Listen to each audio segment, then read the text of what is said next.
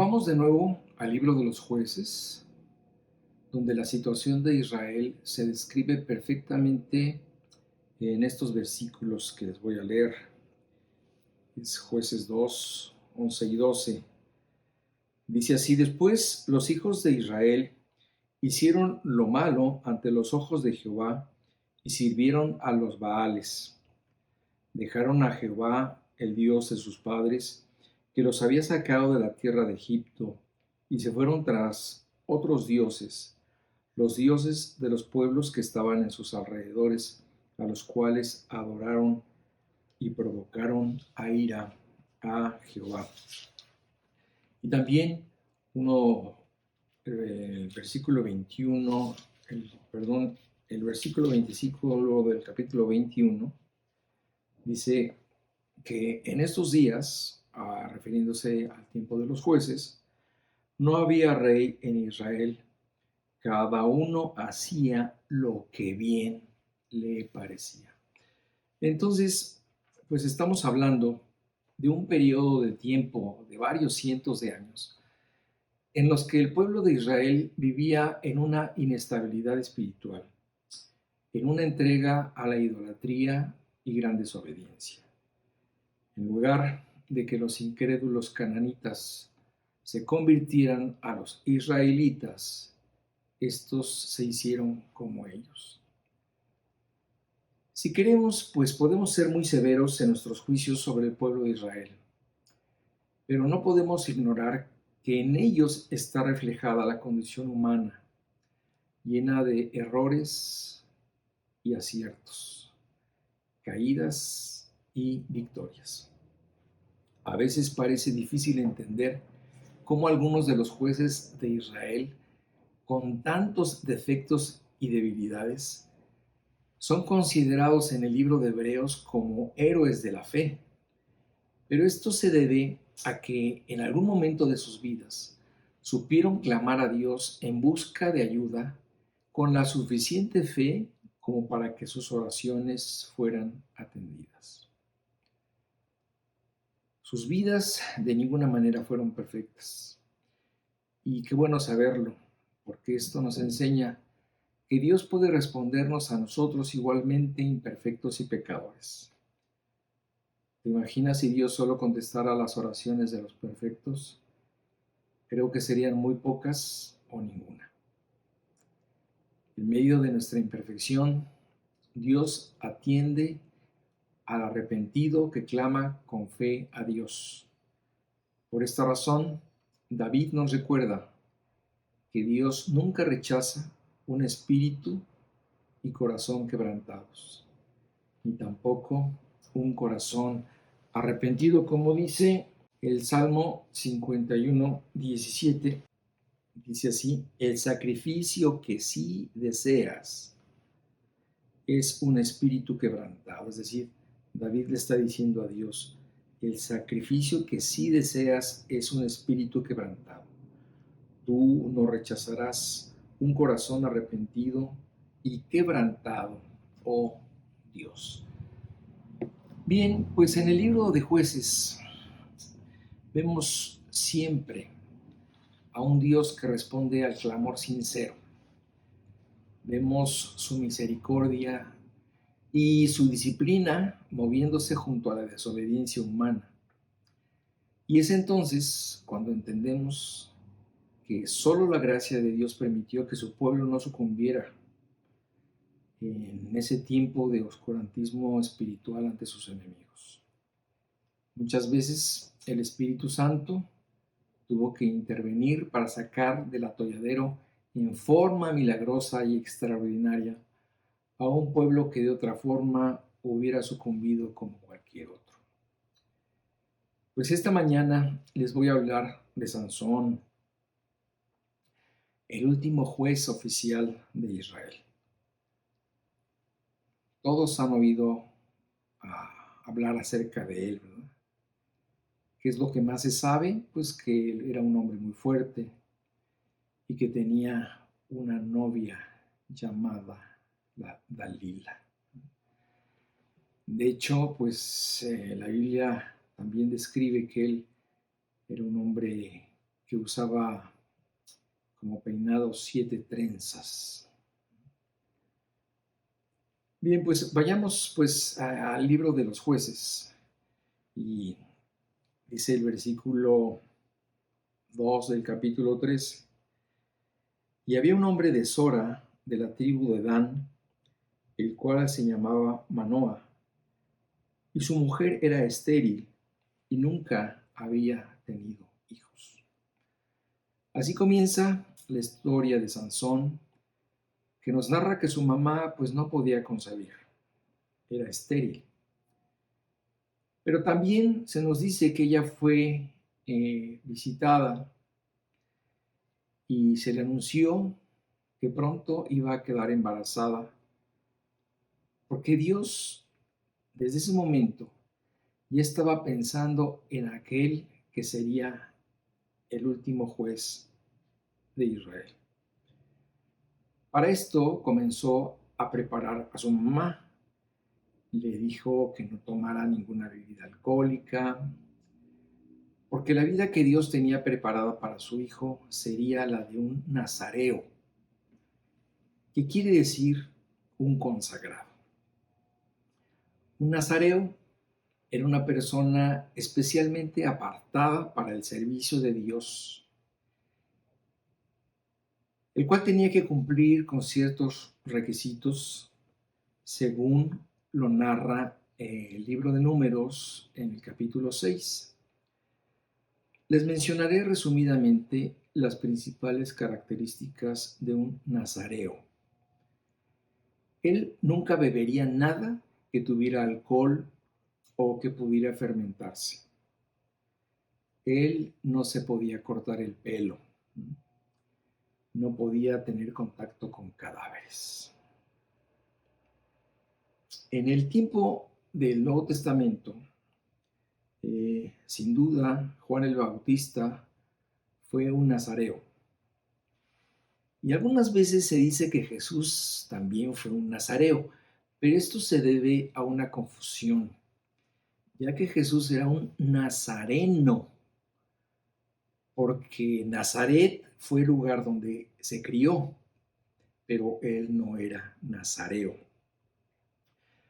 De esta confusión surgen otras, como la de representar a Jesús con pelo largo, pero esto contradiría lo dicho por el apóstol Pablo, quien reprobaba el uso del pelo largo, como dice en 1 Corintios 11:14.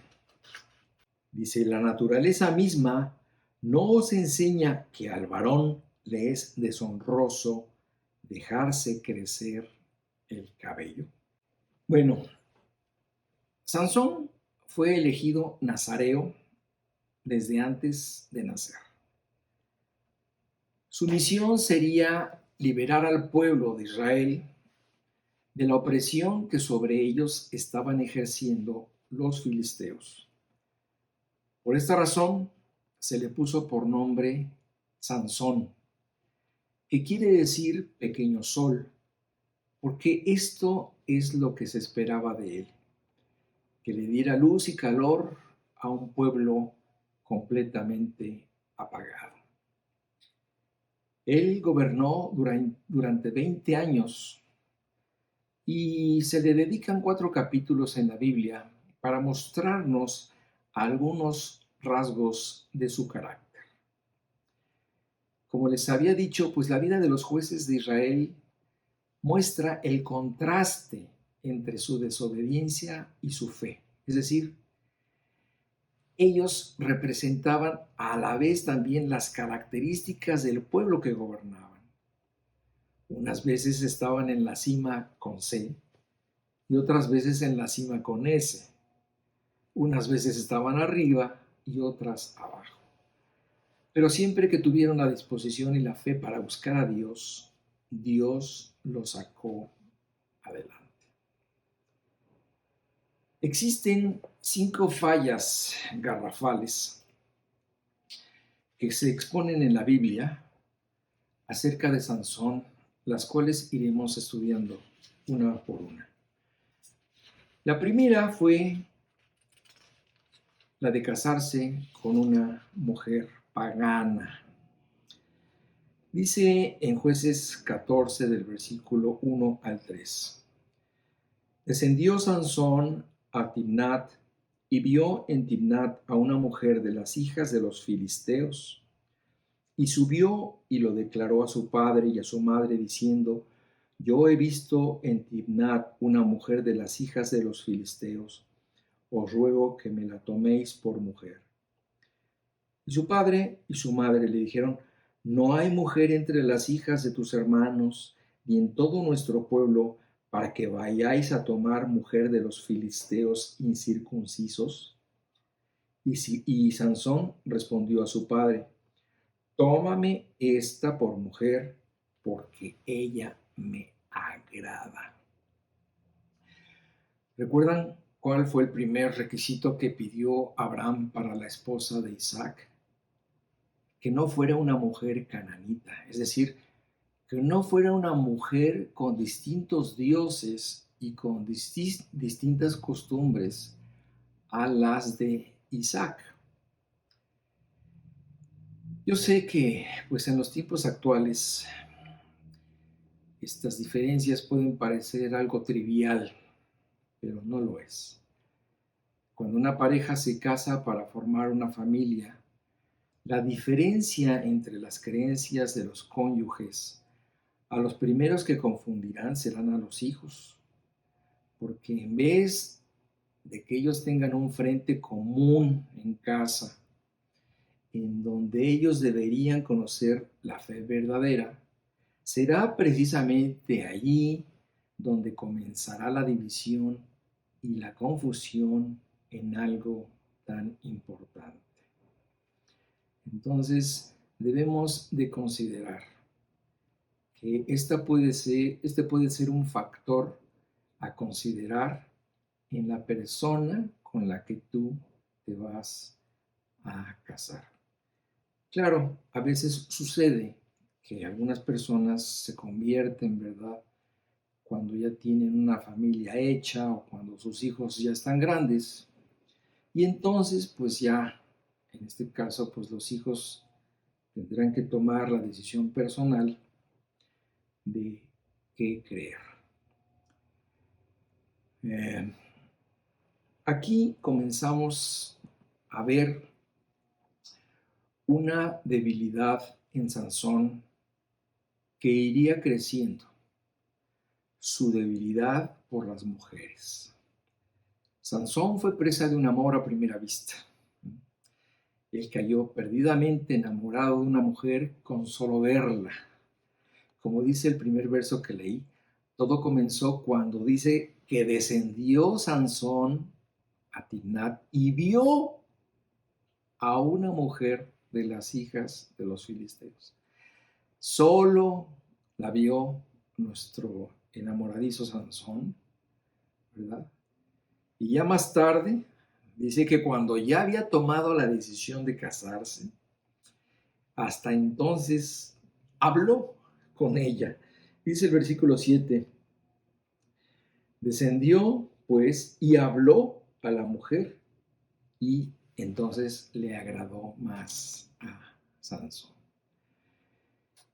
Yo creo que cuando tú, joven, estás pensando en una persona ya en forma seria, ¿no?, con la idea de formalizar tu compromiso, deberías de darte siempre el tiempo para conocer a esta persona lo suficiente. No debemos reducir nuestro trato solamente a cuando sales en pareja. En ese momento, pues todos sacan lo mejor de sí mismos y son encantadores. Pero tú debes ver a tu prospecto en diferentes situaciones, mayormente las que puedan manifestar su verdadero carácter. Tú debes de fijarte cómo trata a las demás personas, especialmente a sus padres, cómo se comporta en situaciones de estrés, cómo maneja su ira, cómo es cuando tú no lo ves. Y no estoy sugiriendo que lo espíes, pero sí que le preguntes a los demás cómo es esta persona, qué opinan de él, de ella, y esto te orientará para ver las cosas desde otro punto de vista. Todo esto, pues, requiere tiempo. Por eso es necesario que tú dediques cierto tiempo para conocer a esta persona. Pero desde luego no tanto como para que cuando se casen, si se van a casar, ya sean casi casi como hermanitos, ¿verdad? Bueno, el segundo error de Sansón fue romper su voto de Nazareo. Dice en el capítulo 14, versículos 5 y 6 del libro de Jueces: Y Sansón descendió con su padre y con su madre a Timnat, y cuando llegaron a las viñas de Timnat, he aquí un león joven que venía rugiendo hacia él. Y el espíritu de Jehová vino sobre Sansón, quien despedazó al león como quien despedaza a un cabrito sin tener nada en su mano. Y no declaró ni a su padre ni a su madre lo que había hecho. Cuando Sansón fue a pedir a su novia, le salió al encuentro un león. Y dice este pasaje que lo despedazó como quien despedaza a un cabrito. Es decir, aquí se nos empieza también a narrar, al igual que al principio, una debilidad. Aquí se nos empieza a narrar una virtud de Sansón, una fuerza descomunal. Con esto, Dios le enseñó lo que sería capaz de hacer. Y también le enseñó que él no había matado al león porque era muy fuerte, sino porque el Espíritu de Dios había venido sobre él. Y aunque este Espíritu ya había comenzado a manifestarse en él desde antes, Dios quería dejar muy claro que la razón de su fuerza venía de Dios y no de él mismo. Dios había escogido a Sansón desde el vientre de su madre para derrotar a los filisteos. Lo había apartado como nazareo y había puesto a su disposición una fuerza increíble. Pero ¿qué pasa cuando alguien no usa sus dones para Dios? Pues que esos dones no cumplirán con el propósito para lo cual fueron dados. Los usarás para tu propio bien, para tu propio beneficio, pero no para darle la gloria a Dios con ellos. Y eso fue exactamente lo que hizo Sansón a través de su vida. Él no usó su fuerza para el propósito de glorificar a Dios. Es decir, él usó para mal los dones que Dios le había dado, como veremos más adelante. Él usó su fuerza para sus propósitos egoístas. Dice la Biblia que unos días después, Sansón regresó por su prometida para casarse, pero se apartó del camino para ver el cuerpo muerto del león. Y literalmente se apartó del camino, porque a un nazareo se le prohibía estar en contacto con cadáveres. ¿Recuerdas? Dice el versículo 8 y 9. Y volviendo después de algunos días para tomar a su mujer, se apartó del camino para ver el cuerpo muerto del león. Y he aquí que en el cuerpo del león había un enjambre de abejas y un panal de miel. Y tomándolo en sus manos, se fue comiéndolo por el camino, y cuando alcanzó a su padre y a su madre, les dio también a ellos que comiesen, mas no les descubrió que había tomado aquella miel del cuerpo del león.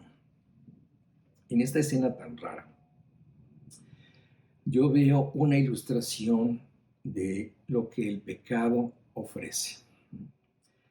Sansón regresó a ver al león que había matado antes para, pues, solazarse del producto de su fuerza, para alimentar su vanidad y satisfacer su ego. Cosas tan dulces como la miel. Y es que no podemos negar que el pecado es agradable para la carne. Si el pecado no produjera satisfacción, placer o beneficio, no sería tan atractivo y sería muy fácil negarse a él. Pero el pecado tiene un atractivo que cautiva y que atrae a todo aquel que se deja seducir por él. Dice el pasaje que Sansón tomó la miel en sus manos y se la fue comiendo por el camino, ¿verdad? Y entonces la compartió con sus padres. Yo te aseguro que si sus padres hubieran sabido de dónde venía esa miel, nunca la hubieran probado. Por esta razón, Sansón nunca les dijo ni que había matado a un león, ni que había sacado de él esta miel. Esta situación es muy parecida a esas historias que oímos actualmente de corrupción, ¿verdad?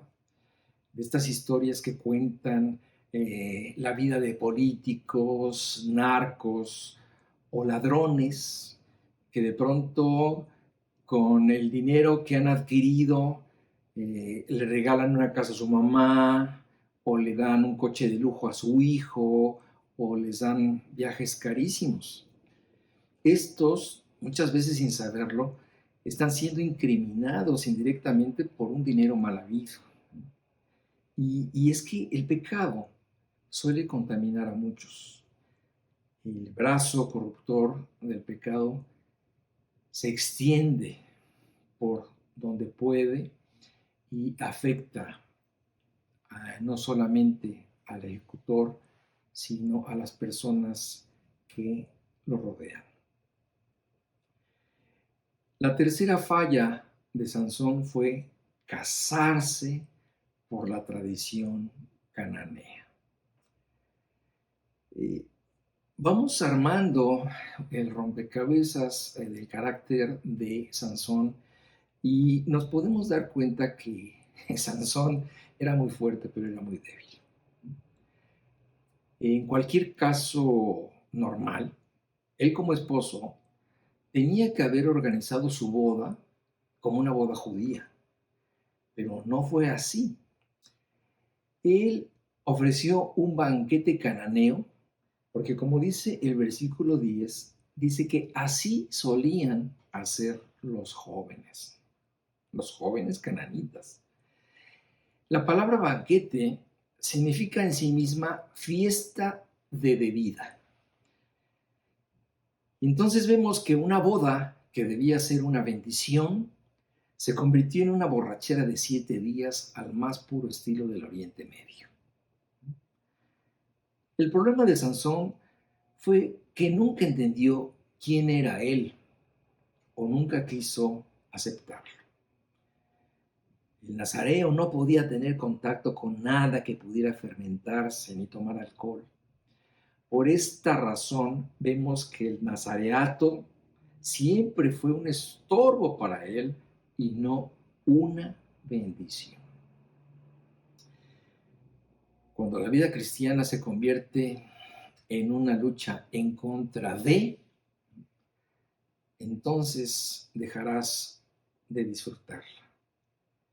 La vida cristiana debe convertirse en ti en forma natural, en una forma de vida, en donde tú vives y te deleitas en vivir de acuerdo a los valores cristianos, sin tener que estar luchando para cumplirlos.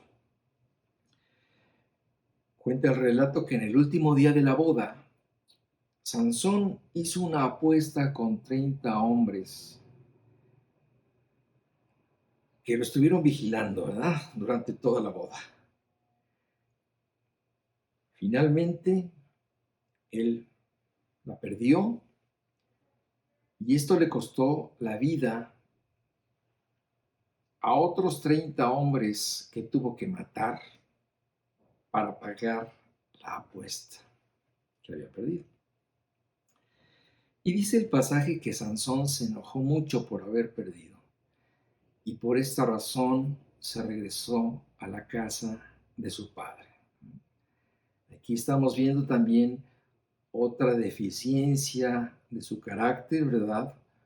Un hombre apostador, vengativo, iracundo. Días después, cuando fue a buscar a su esposa, su suegro Timnateo le dijo que ya se la había dado a otro hombre. Ahí te puedes dar cuenta de cuál era el carácter de los cananeos también. Y dice el pasaje que fue tan grande la ira de Sansón que tomó la decisión de quemar la cosecha de los filisteos.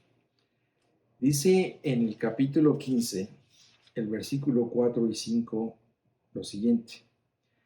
Dice, y fue Sansón y cazó 300 zorras y tomó teas, es decir, antorchas, ¿verdad? Y juntó cola con cola y puso una tea entre cada dos colas. Después encendió las teas y soltó las zorras en los sembrados de los filisteos y quemó las mieses amontonadas y en pie, viñas y olivares. Es decir, Sansón tomó una venganza tan grande que quemó toda la cosecha de los filisteos. A raíz de esto empieza el juego, ¿verdad?, de la venganza. Y entonces los filisteos tomaron una forma de agredir a Sansón al no poder hacerlo en forma personal. Terminaron quemando a su esposa junto con su padre. Esto provocó que Sansón hiriera a estos hombres de muerte y después se fue a esconder en una cueva. Los filisteos amenazaron a los judíos con matarlos si no entregaban a Sansón. Así que se reunieron 3,000 hombres de Judá y fueron a buscar a Sansón a la cueva donde se escondía. Lo amarraron y lo entregaron a los filisteos. Pero dice el pasaje que Sansón se libró de sus ataduras y mató a 1,000 filisteos con una quijada de burro. Esta era la clase de hombre que era Sansón, ¿verdad? Un hombre contradictorio, ¿verdad? Un hombre vengativo, rebasado por su ira, el cual prefería alimentar su ego en lugar de vivir para alimentar su consagración. Generalmente, las cosas que comienzan mal terminan mal. La mujer con la que Sansón decidió casarse fue un error. Estuvo mal. y por consecuencia su brevísimo matrimonio también fue un rotundo fracaso. A veces minimizamos el efecto que pueden tener nuestras malas decisiones, pero en el caso de un mal matrimonio, este puede afectar a muchas personas y de diferentes formas. Aunque también, en sentido contrario, un matrimonio bendecido por Dios puede ser de gran bendición para otros, empezando por los hijos. Hoy en día, a mí en lo personal me sorprende la ligereza con la que algunos jóvenes toman el matrimonio. Bueno, esto en el caso de que se quieran casar, porque la mayoría de ellos se acobardan ante el compromiso, lo cual lo único que demuestra es la calidad de amor que le profesan a su pareja. Sí, sí, sí te quiero, pero no tanto como para comprometerme legalmente. Sí, sí te quiero, pero no necesito de un papel para demostrártelo, bla, bla, bla, bla, bla. En fin, los que se casan también lo hacen con una mentalidad eh, muy liviana, pensando en el divorcio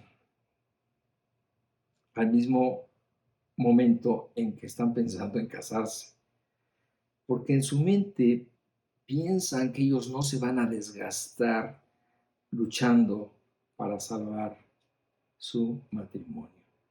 En verdad, hay ligereza en algo que debería de ser muy serio. La cuarta falla de Sansón fue haberse metido con una prostituta.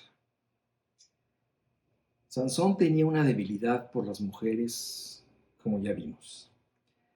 Y en esta situación de despecho y derrota, dice la Biblia que él fue a Gaza. Y dice el primer versículo del capítulo 16. Fue Sansón a Gaza y vio allí a una mujer ramera y se llegó a ella. Yo creo que acerca de este tema, pues hay mucho de qué hablar, pero solo te voy a leer lo que Pablo dice al respecto en Primera de Corintios 6, del 15 al 20. Dice así: ¿no sabéis que vuestros cuerpos son miembros de Cristo? ¿Quitaré pues los miembros de Cristo y los haré miembros de una ramera? De ningún modo. ¿O no sabéis que el que se une con una ramera es un cuerpo con ella? Porque dice, los dos serán una sola carne. Pero el que se une al Señor, un espíritu es con él. Huid de la fornicación. Cualquier otro pecado que el hombre cometa está fuera del cuerpo, mas el que fornica contra su propio cuerpo peca. ¿O ignoráis que vuestro cuerpo es el templo del Espíritu Santo, el cual está en vosotros, el cual tenéis de Dios y que no sois vuestros? Porque habéis sido comprados por precio. Glorificad pues a Dios en vuestro cuerpo y en vuestro espíritu, los cuales son de Dios. La quinta y última falla de Sansón se llamó Dalila. Sansón se volvió a enamorar de otra mujer filistea. Dice en el versículo 5 del capítulo 16. Dice que esta mujer se puso al servicio de los filisteos. Y vinieron a ella los príncipes de los filisteos y le dijeron: engáñale e infórmate en qué consiste su gran fuerza y cómo lo podríamos vencer para que lo atemos y lo dominemos, y cada uno de nosotros te dará 1,100 ciclos de plata. Ante la imposibilidad de derrotar a Sansón, le pagaron a Dalila una fuerte suma de dinero para que averiguara el secreto de su fuerza. Ella inmediatamente se puso a trabajar para averiguar su secreto. Pero Sansón estaba tan confiado en su fuerza, esta lo había sacado tantas veces adelante de sus problemas, que lo tomó como un juego y engañó a Dalila 3 veces y no le reveló su secreto. Entonces ella, usando sus encantos de mujer, le dijo: ¿cómo dices yo te amo cuando tu corazón no está conmigo? Ya me has engañado 3 veces y no me has descubierto aún en qué consiste tu fuerza. Y aconteció que presionándole ella cada día con sus palabras e importunándole, su alma fue reducida a mortal angustia. Y Sansón le descubrió pues todo su corazón y le dijo: nunca a mi cabeza llegó navaja, porque soy nazareo de Dios desde el vientre de mi madre. Si fuere rapado, mi fuerza se apartará de mí y me debilitaré y seré como todos los hombres. Viendo Dalila que él le había descubierto todo su corazón, envió a llamar a los príncipes de los filisteos diciendo: venid esta vez, porque él me ha descubierto todo su corazón. Y los principales de los filisteos vinieron a ella trayendo en su mano el dinero. Y ella hizo que él se durmiese sobre sus rodillas y llamó a un hombre, quien le rapó las 7 guedejas de su cabeza, es decir, 7 trenzas.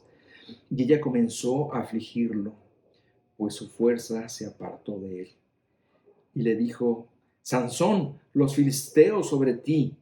Y luego que despertó él de su sueño, se dijo: esta vez saldré como las otras y me escaparé. Pero él no sabía que Jehová ya se había apartado de él. Mas los filisteos le echaron mano y le sacaron los ojos y le llevaron a Gaza y le ataron con cadenas para que moliese en la cárcel.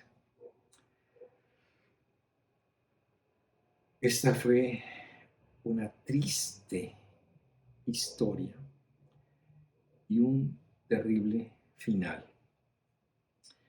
A este hombre que a nadie había podido derrotar, ahora le habían sacado los ojos, lo tenían prisionero y lo tenían en la cárcel, moliendo, haciendo el trabajo que hacían pues las mulas, los caballos, los burros.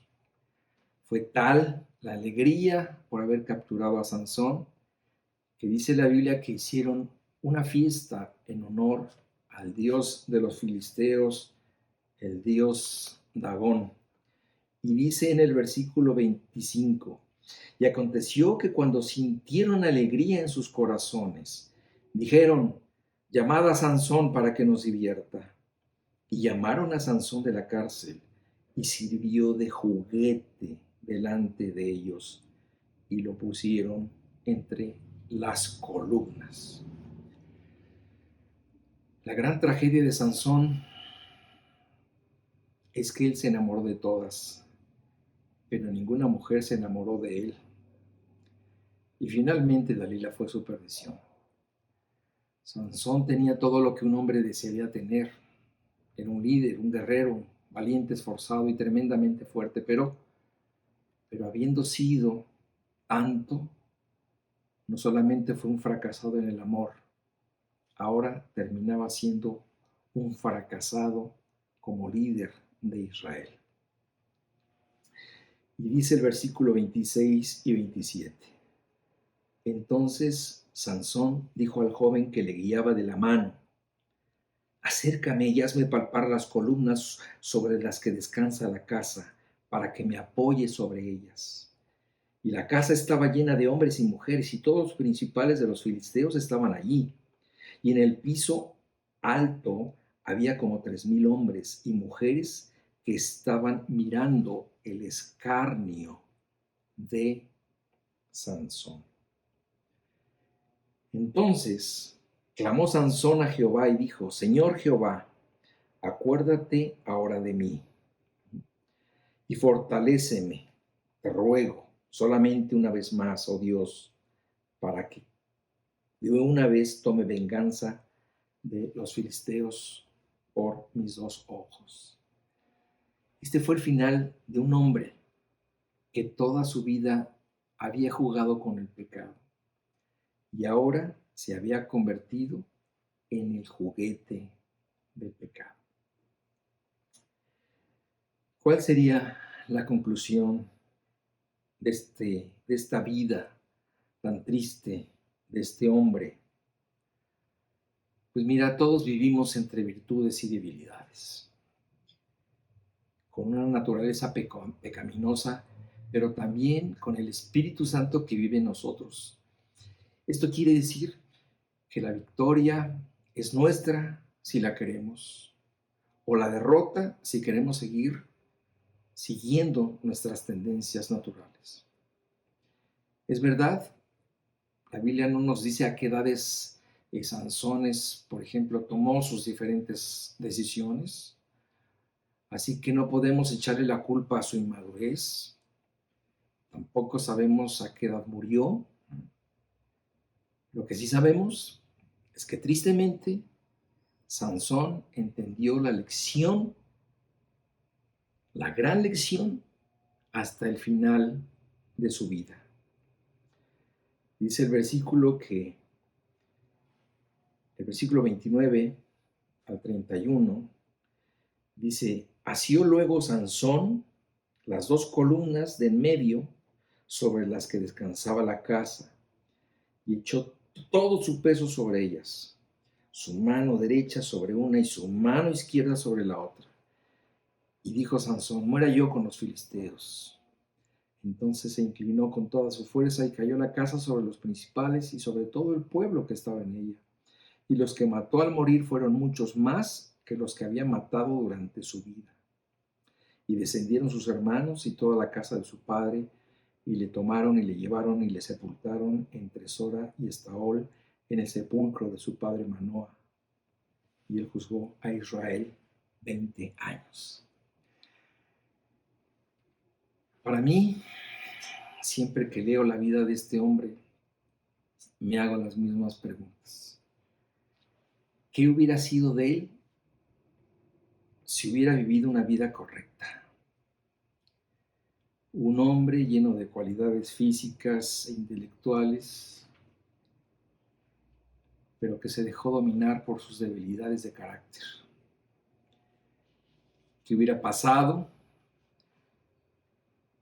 si su vida hubiera sido la vida de un verdadero nazareo, a través del cual Dios hubiera podido hacer otro tipo de proezas, ¿verdad? Pero proezas que realmente glorificaran a Dios.